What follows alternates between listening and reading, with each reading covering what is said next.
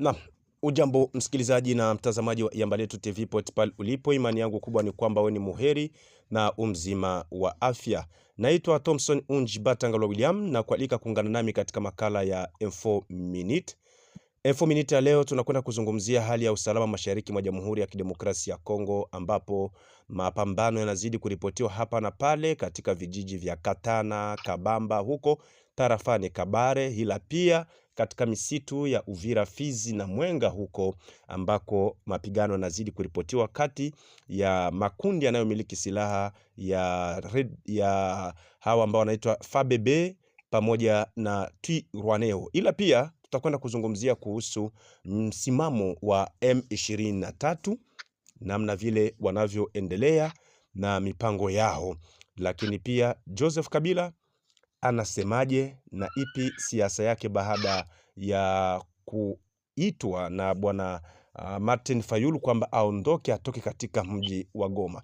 Kuyazungumzia haya tunamwalika hapa studioni kwenye line yetu ya simu bwana Murangwa Justin. Yeye ni kiongozi wa chama cha kisiasa cha MFRD. Justin, habari za kwako? Je, unanipata vizuri?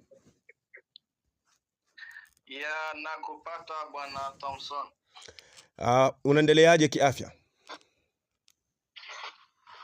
Sisi huku tunaendelea sawa, tunaendelea kumshukuru Mwenyezi Mungu. Naam. Tukianzia kwenye nukta ya kwanza kuhusu wapiganaji wa M23 ambao mikataba na mazungumzo ya amani kati ya M23 na serikali ya Kinshasa inaendelea kutoa watu katika imani. Baadhi ya wananchi, wafanya siasa wanasema kwamba njia ya kidiplomasia ni kama inagonga mwamba. Wewe kama vile mchambuzi wa siasa, kama vile mfanya siasa, kama vile mkuu kiongozi wa chama cha MFRD, tathmini yako iko namna gani kuhusu misimamo ya M23? Ya, msimamo wangu kuhusu M23 kwa kweli, mimi sione kama muda ni sahihi wa mazungumzo kati ya serikali na M23. Kama mkuu wa chama cha MFRD, mimi sione kama huu ni muda wa mazungumzo. Cha pili, mimi naweza nikaishauri serikali ya Kinshasa, Mheshimiwa Felix Tshisekedi, kuachana kudili na hawa wa M23 adiri na Rwanda, kwa sababu M23 FC hao wote ni vibaraka wa Rwanda. Ndiyo sababu mimi naweza nikamshauri serikali kwa ujumla kuachana kudili na hao vibaraka wanadili na Rwanda, Kigali. Naam. Rwanda inasemwa kwamba ndiyo inayosapoti M23, lakini Rwanda yenyewe inakuwa ikikanusha upande mwingine kusema kwamba ni swala la wakongomani kwa wakongomani, wao kwa wao. Unaposema kwamba serikali ya Kinshasa idili na Rwanda, unafikiri kweli kweli kutakuwa na suluhu? Ya, kwa kweli wasikuwe wanatupelekesha kama ngombe ambazo zinabebewa machinjoni. Miaka 30 inaisha, jeshi la RDF wako mashariki mwa Jamhuri ya Kidemokrasia ya Kongo, na tena sisi ni watu ambao wamezaliwa pale. Ni watu wakubwa, watu wa tulisha koma. Hawezi ukaniambia hakuna jeshi la RDF katika mashariki mwa Jamhuri ya Kidemokrasia ya Kongo. Unaweza ukawaambia hao wazungu sawa, lakini sisi wakaaji wenyewe tumezaliwa pale. Mtu mkubwa unaweza ukaniambia eti mimi nakubali kama hakuna jeshi la RDF mashariki mwa Jamhuri ya Kidemokrasia ya Kongo. Wanamaliza miaka 30 wako pale. Lakini raia wanateswa, wanaangamia, wanakufa, wanakimbia maeneo zao. Huyu sio muda wa kudili na M23. Huyu ni muda wa kudili na Rwanda.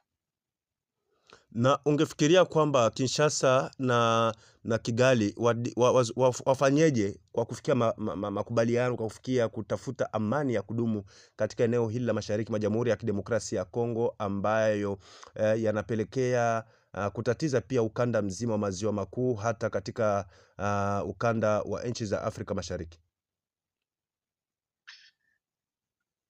Mimi wakati wa mazungumzo kama jinsi Mheshimiwa Felix Tshisekedi alitamka awali mbele ya kusema hana muda kukaa pamoja nao kwa meza, atakaa meza pamoja na Kigali. Hapo ni sawa, alikuwa anaongea jambo la busara, lakini ikifika wakati wa kutafuta amani na busara, ni lazima watu waanze, Wakongomani sisi wote tusimame, kila yoyote ambaye anajihisi ni Mkongomani, kila yote anajihisi ni kijana, tusimame tutetee nchi yetu. Na kuitetea hakuna kingine cha kusema tutafanya nini.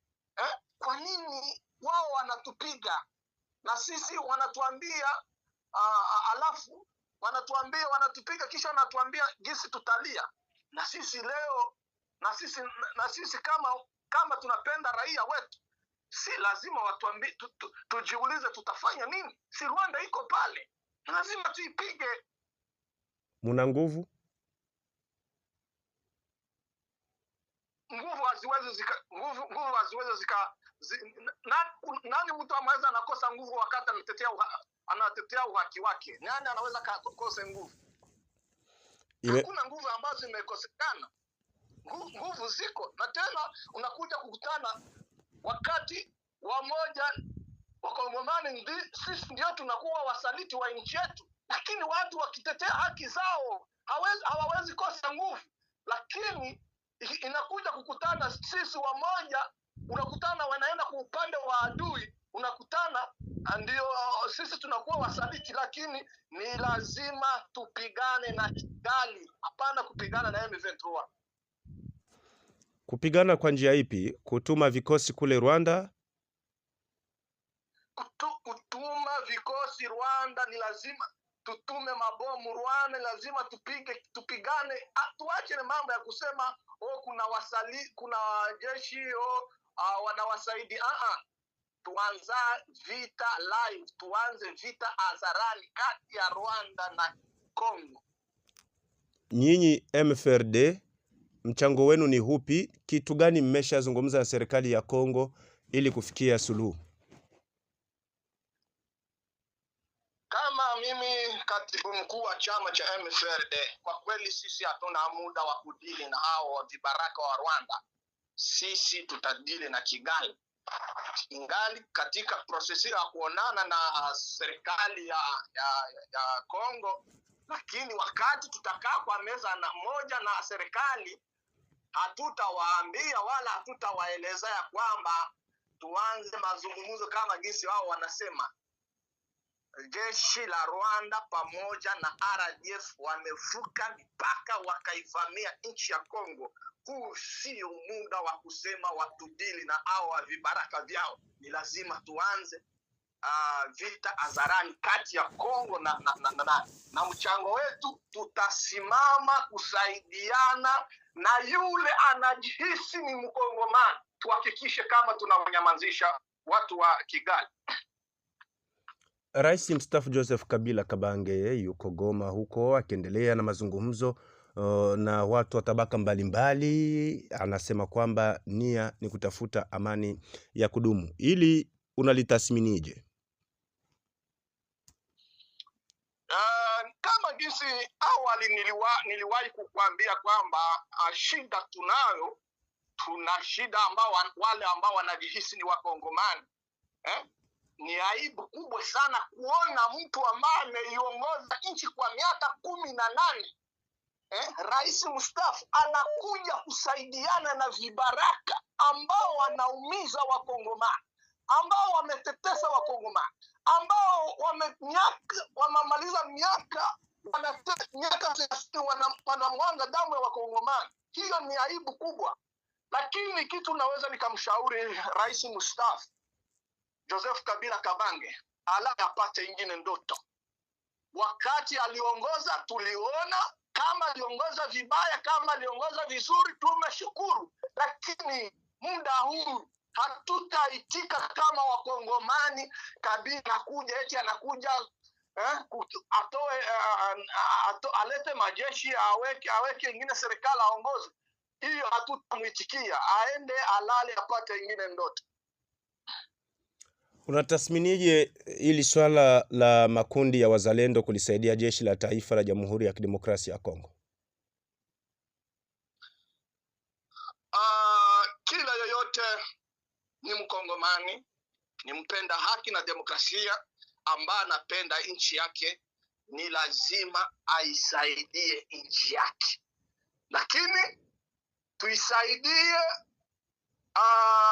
serikali yetu kwa njia nzuri. Lakini unakuja kukutana wamoja wanajihisi hao ni wazalendo, lakini unakuja kukutana vitendo ambao wanafanya tena kwa wananchi, wanafanya vitendo vibaya. Unakuja kukutana makosa ni ya nani? Ya serikali wala ni ya wazalendo? Hapana, tusimame wazalendo na mtu yoyote ambao anajihisi ni Mkongomani, tusimame imara, tupiganishe adui. Kwa kweli mimi nawapongeza, lakini tufanye kazi kwa uungwana, kwa umoja na usalama, tuhakikishe kwamba tunawatoa hawa wanafiki ambao wametesa miaka wakongomani kwa hali mbaya. Tukikumbuka miaka 2020, 21, 22 MFRD mlikuja na kasi sana, lakini sasa ni kama mmerejea nyuma, mmepoa kabisa, mmekuwa baridi kama maji mtungini, na mlikuwa mnasema kwamba mtafanya mageuzi. Mnafikia wapi sasa? Nini kinawachelewesha? Halo? Nakupata. Nauliza kwamba miaka iliyopita ya miaka 2020, 21 hadi 22 MFRD mlikuwa na kasi kubwa sana, lakini kwa sasa mnaonekana kuregea, na mlisema kwamba mtafanya mabadiliko makubwa katika nchi ya Jamhuri ya Kidemokrasia ya Kongo. Nini kinawaregeza? Sisi hatulegee bwana Thompson. MFRD ndiyo chama pekee ambacho kina ndoto ya wakongomani. MFRD ndiyo chama ambacho kitajenga nchi kwa umoja na mshikamano wa raia. Ndiyo sababu tunaambia watu wote kwa kujiunga na chama cha MFRD, kwa sababu chama cha MFRD ni ndoto ya wakongomani. Chama cha MFRD ni chama chenye fikra na mtazamo wa kimapinduzi. Naam. Tunafika mwisho wa mahojiano yetu kwa siku ya leo. Neno lako la nyongeza na wito wako kwa wakongomani wote?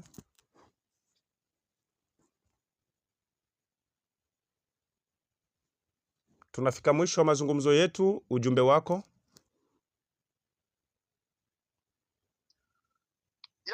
Ujumbe wangu kama mkuu wa chama cha MFRD, ujumbe wangu ni kuelezea serikali ya Rwanda na viongozi wao.